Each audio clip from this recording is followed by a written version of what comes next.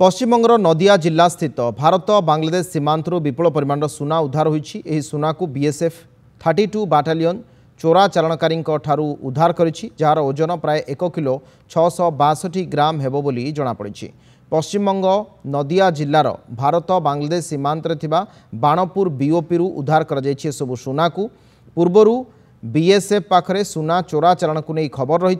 खबर पाइबा परे बीएसएफ एक बुदा पछरु सतर्क नजर रखिथिला।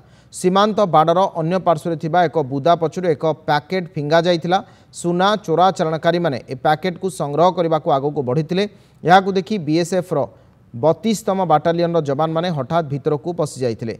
बीएसएफ आसुथिबा देखि चोरा चालाणकारी दल सुना को शीघ्र छाड़ी पलाई जाइथिले। बीएसएफ उद्धार करथिबा सुनार बजार मूल्य 1,56,06,180 टंका हेबो बोली आकलन करा जाइछि। उद्धार सुना को कस्टम विभाग को हस्तांतर करा जिवो बोली बीएसएफ सूत्ररु जଣା पड़िछि।